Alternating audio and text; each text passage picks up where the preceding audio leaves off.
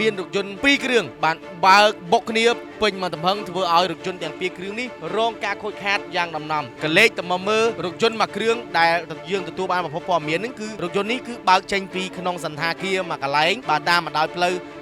ព្រះមនីវង្សបាទរថយន្ត BYD បាទដែលពាក់ស្លាកលេខភ្នំពេញ 2CA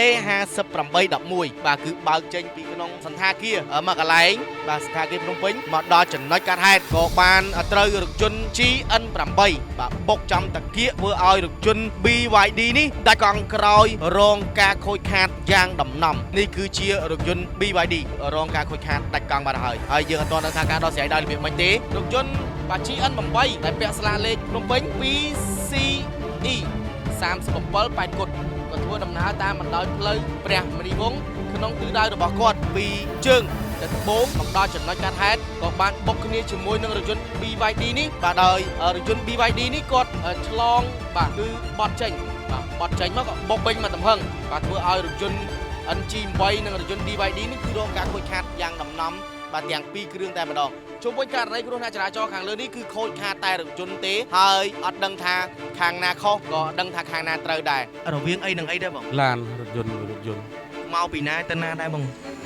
អាពណ៌ខ្មៅនេះពីណែបាទហើយគាត់ពណ៌ខ្មៅ DVB នេះចឹងពីតែភ្នំពេញមកឆ្វេងមានអ្នកលបោះទេបងអត់ទេឥឡូវការដោះស្រាយដោយរបៀបម៉េចមើលទៅបងគាត់ចាំតំណាងគាត់រៀងខ្លួនអញ្ចឹងគាត់តន់និយាយគ្នាទេគាត់ចាំតំណាងគាត់មកនិយាយបើសិនជាត្រូវឲ្យចូលសំណងគ្នាទៅតែបើសិនជាអត់ត្រូវទេវាខាងខ្ញុំហៅកណ្ដោស្ទូធ្វើការតាមផ្លូវច្បាប់ប៉ុន្តែអត់មានអ្នកលបោះទេអត់មានអរគុណបងអរគុណដល់ក្តីគោរពបងអរគុណបង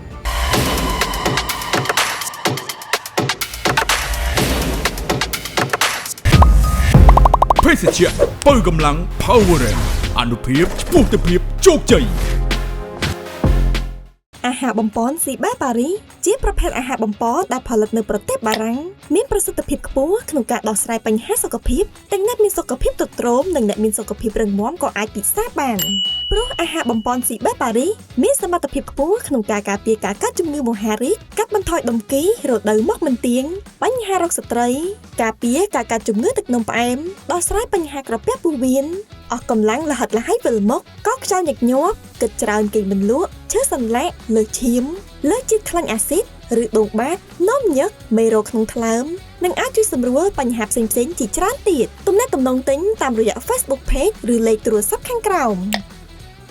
ក្រុមនឹងជម្រាបសួរទៅដល់ប្រិយមិត្តទស្សនិកជនដែលនិយមនឹងតាមដានរាល់ការផ្សាយរបស់អង្គភាពវិទ្យុខណៈពេលនេះខ្ញុំបាទ Mr. K កំពុងតែមានវត្តមាននៅត្រង់ចំណុចផ្លូវព្រះមនីវង្សស្ថិតនៅក្នុងសង្កាត់ស្រះចកខណ្ឌដូនពេញរាជធានីភ្នំពេញនៅវេលាម៉ោងប្រមាណជាម៉ោង7យប់ត្រូវថ្ងៃទី7បាទម៉ោង11យប់ត្រូវនឹងថ្ងៃទី7ខែឧសភាឆ្នាំ2025យើងនេះដោយយើងទទួលបានប្រភពព័ត៌មានពីបងប្អូនប្រជាពលរដ្ឋថាមានរថយន្ត2គ្រឿងបានបើកបុកគ្នាពេញមកទំហឹងធ្វើឲ្យរថយន្តទាំង2គ្រឿងនេះរងការខូចខាតយ៉ាងដំណំកលេចទៅមកមើលរថយន្តមួយគ្រឿងដែលយើងទទួលបានប្រភពព័ត៌មានហ្នឹងគឺរថយន្តនេះគឺបើកចេញពីក្នុងសន្តាគារមួយកន្លែងបាទតាមបណ្ដោយផ្លូវ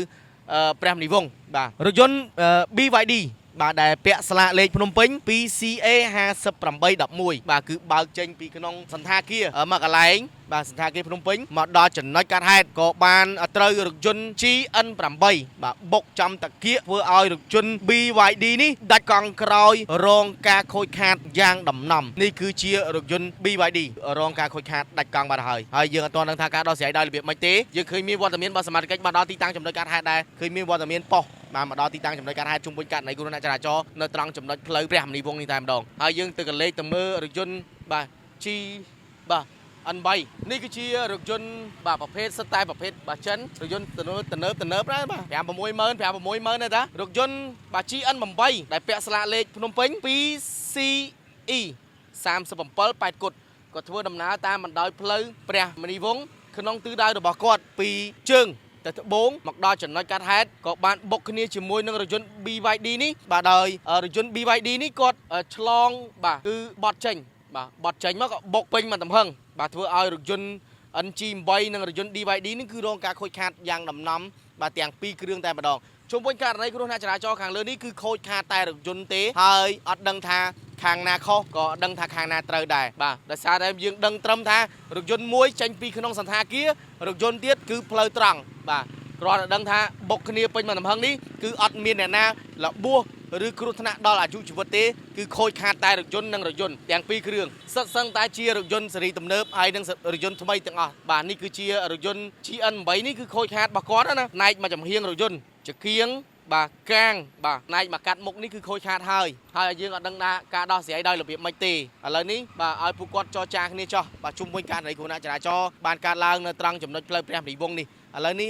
សមាជិកលោកបានមកដល់ហើយយើងទីទៀតយើងសាកសួរទៅសមាជិកបន្តទៀតគ្រប់ជំរាបសួរបងប៉ូលីសបងដឹងរឿងករណីគ្រោះថ្នាក់ចរាចរណ៍នឹងខ្លះហ៎បងក្រោយមករវាងអីនឹងអីដែរបង ឡានរថយន្តមកពីណាទៅណាដែរបងអាពណ៌ខ្មៅនេះពីនេះបាទហើយគាត់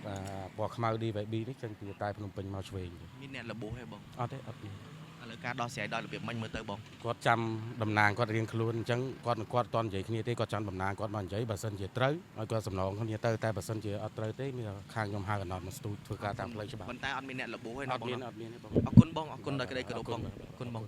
ប្រិមជននៃករណីគ្រោះថ្នាក់ចរាចរណ៍ខាងលើនេះដោយយើងទទួលបានព័ត៌មានពីកម្លាំងសមត្ថកិច្ចនគរបាលខណ្ឌដូនពេញដែលគាត់បានផ្ដល់ប្រាប់មកមុននេះបន្តិចថារថយន្ត BYD គាត់ BYD នេះគាត់ធ្វើដំណើរបាទចេញពីក្នុងហូតែលភ្នំពេញហើយក៏ចេញមកដល់ពាក់កណ្ដាលផ្លូវក៏ត្រូវបានរថយន្តប្រភេទ GN8 បាទបើកតាមមកដោយផ្លូវព្រះនិវង្សមកពីជើងទៅត្បូងមកដល់ចំណុចកាត់ហេតុក៏បានបុកពេញមកតំបន់ធ្វើឲ្យរថយន្តបាទ DYD នេះគឺបើកមកផ្លូវទៀតហើយធ្វើឲ្យរថយន្តទាំងពីរគ្រឿងនេះគឺរងការខូចខាតយ៉ាងដំណំឥឡូវនេះពួកគាត់កំពុងតែចាំតំណាងរៀងខ្លួនហើយកំពុងតែធ្វើការដោះស្រាយគ្នាប៉ុន្តែសមាជិកបញ្ជាក់ហើយថាបើមិនត្រូវទេមានតែបកគលជូនទៅខាងជំនាញចរាចរណ៍ផ្លូវគោកនៃស្នងការនគរបាលរាជធានីភ្នំពេញបន្តទៀតទេដើម្បីឲ្យភាគីទាំងសងខាងចូលខ្លួនដោះស្រាយទៅតាមនីតិវិធីច្បាប់ជុំវិញករណីគ្រោះថ្នាក់ចរាចរណ៍យើងនៅតែមិនទាន់ដឹងថាអ្នកណាខុសអ្នកណាត្រូវមានតែខាងជំនាញចរាចរណ៍ផ្លូវគោកមួយគត់ទើបអាចដឹងថាអ្នកណាខុសអ្នកណាត្រូវអរគុណប្រជាជនខ្ញុំបាទ Mr. Ka រួមទាំងលោកត្រាក៏សូមលំអរកាយគ្រប់លាបើសិនជាមានពាក្យពេចន៍ខុសឆ្គងត្រង់ណាមិនសមរម្យក៏សូមខន្តីអភ័យទោសដល់ខ្ញុំបាទផងដែរអរគុណ